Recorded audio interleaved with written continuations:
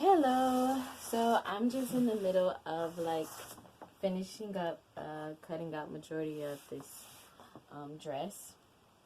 I did not show the pattern making process because I didn't have enough space on my phone at the time, and then I was trying to do it and I'm like, you know what, forget it, I'm wasting time.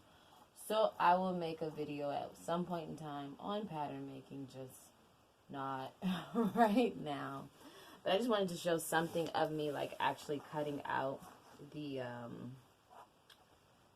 the dress, the cutting out. I already cut out the main part of the dress. I still have yet to cut out my lining. Most of the time when I'm cutting something out, I listen to like some music or something, or mouse TV. It just depends. Right now it's kind of early, so I'm not listening to anything. I'm cutting this out so wrong right now. When you're cutting out, it's good to try and keep your material flat and don't like pick it up and cut it out at the same time. Just be mindful, and it's good to actually cut like that completely, cut all the way through, to see if you see there's a difference in when you don't and versus when you do. See my end part? Well, you can't see on there, but basically you want smooth long lines. You don't want jagged edges. And I am doing this on the floor because my sewing table has something on it that I don't want to move. Well, my cutting table, should I say, has some stuff on it, and I really don't want to move it. So that's why I'm on the floor cutting this out. My cutting table is in my other room, but I just didn't want to. I didn't feel. God dog it! I knew I was gonna do that. I should have stopped. The things you do, and then you realize you're jacking something up. Jacking it up. Jacking it up. Initially, when I was getting ready to cut this dress out, I was going to cut it out with a pink underlay. But the young lady's shoes that she's wearing with this dress, she already got her shoes. And her shoes are like a flowery type of thingy-majigger. I don't know. It's like it's like her shoes are embroidered. A flowery embroider is what's on her shoes. And after, because I literally sit and I think about the dresses. I think about how it's going to look before it's completed. So while I was doing that, on Tuesday, literally Tuesday night, it had to be about, I don't know, say maybe 2 o'clock in the morning. It was 2 o'clock. I mean, there's amazingness that happens at 2 o'clock in the morning. Nice long strokes of cutting. Cut all the way through with your scissors. So you can have a nice, smoother kind of line. But her shoes are like this white embroidered net-like kind of thing. It's a very cute heel. I think it's kind of pointed.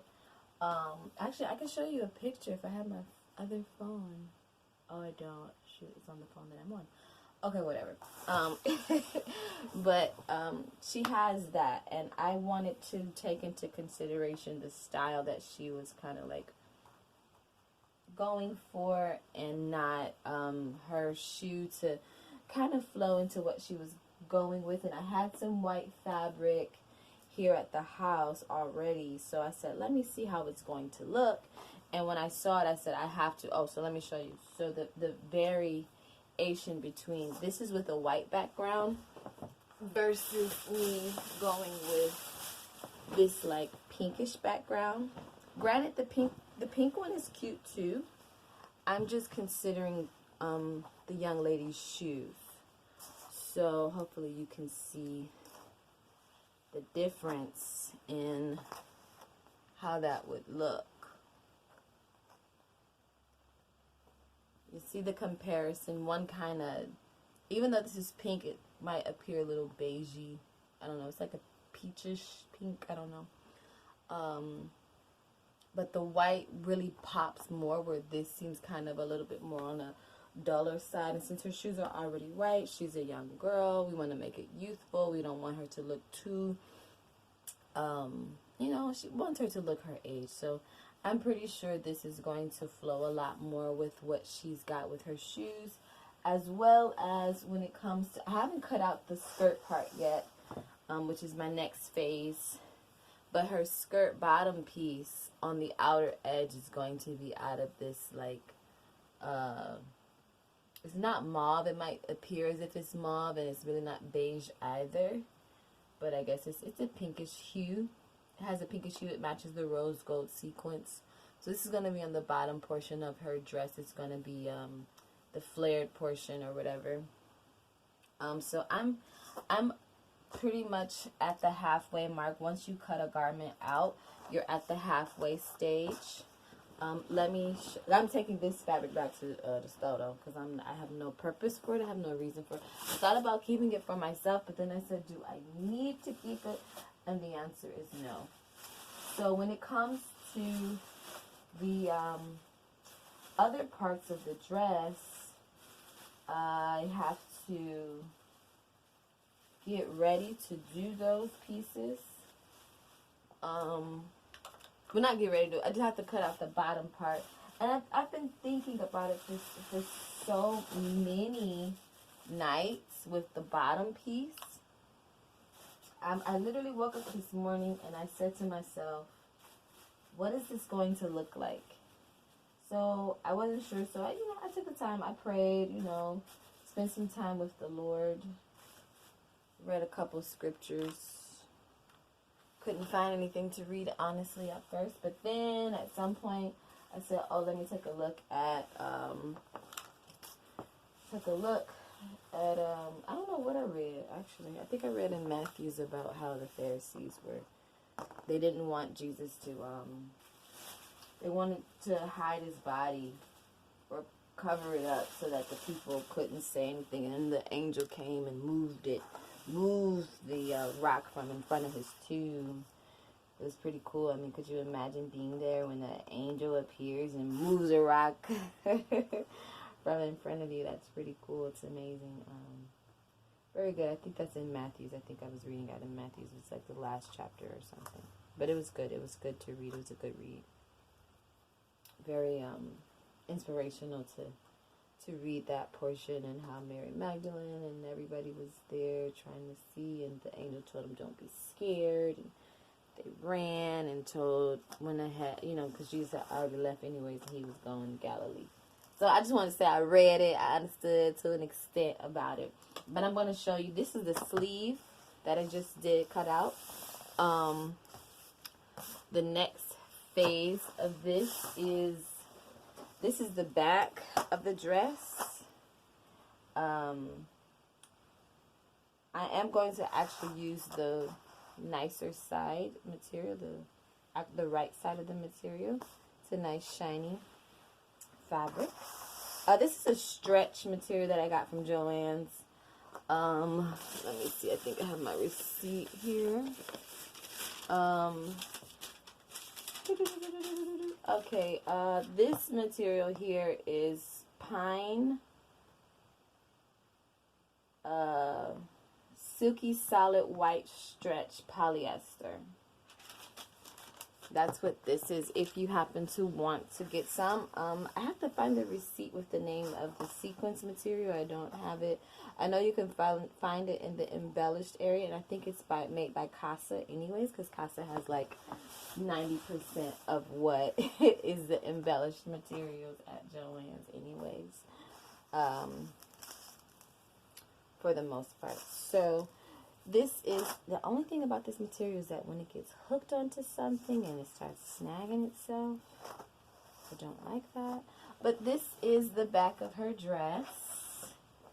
It's going to be fully enclosed. She did not have she showed me a picture of what she had in mind. However, she never showed me what the back of that garment looked like.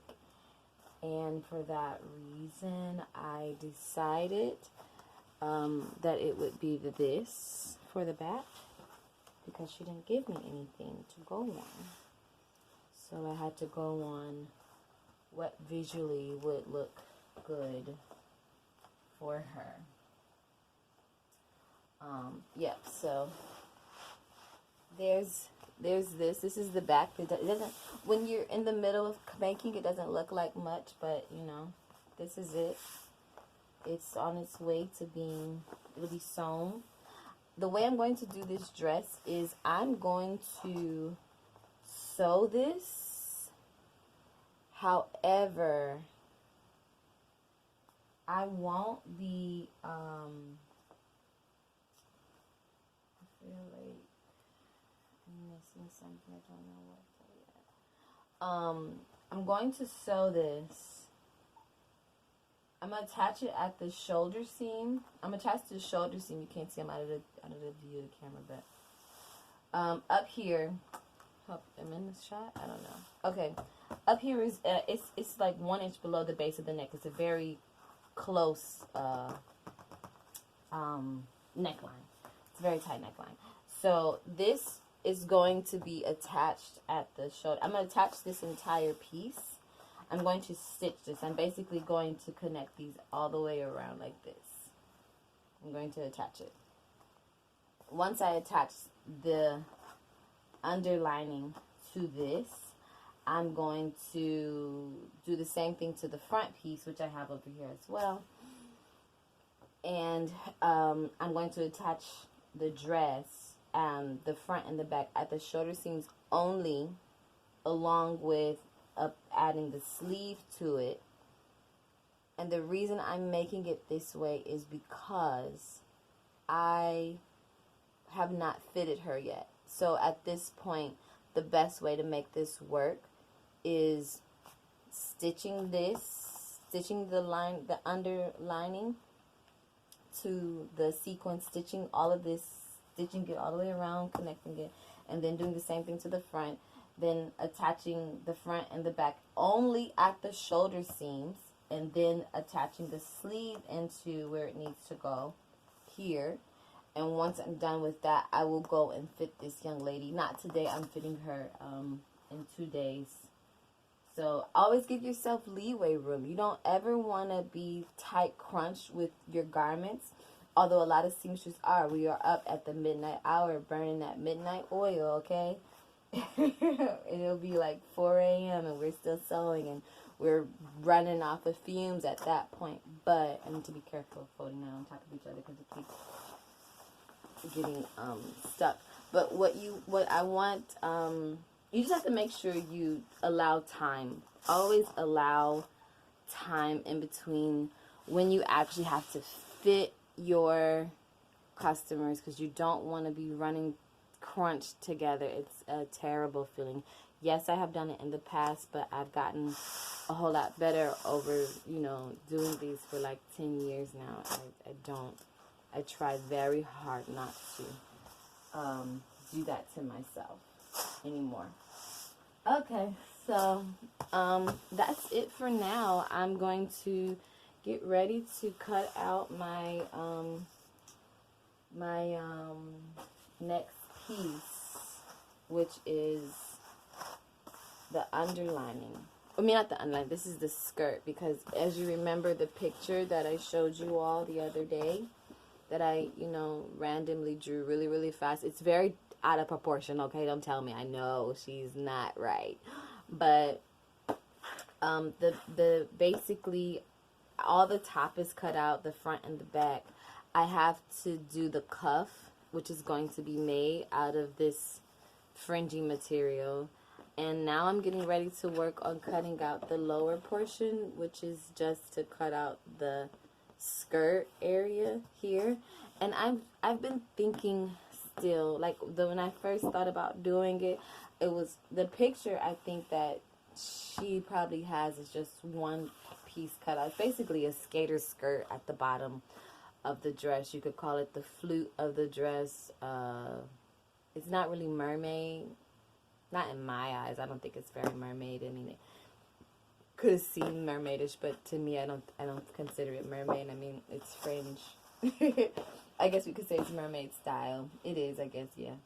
But I've been debating on how exactly to do this, because on one note, I like it the way this kind of would be, but at the same time, I'm not feeling it, because I think this dress is going to be so amazing that it needs to have a split right here.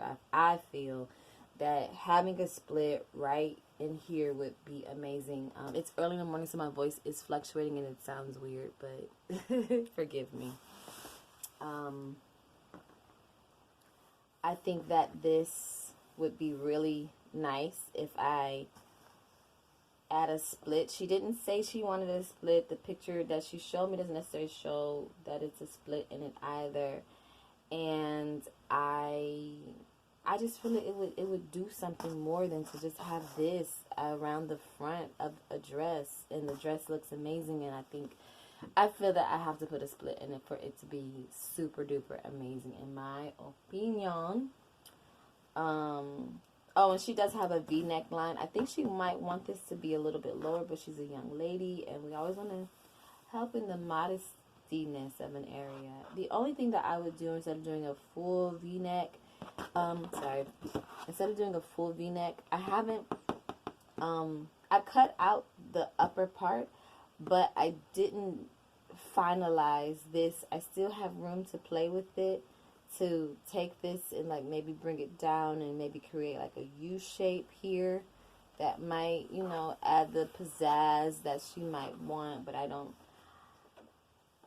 She gave me a picture and she's basing it on a picture, and the picture doesn't really give me, I mean, the picture is completely different from the fabric she is available to have here, so it's debatable.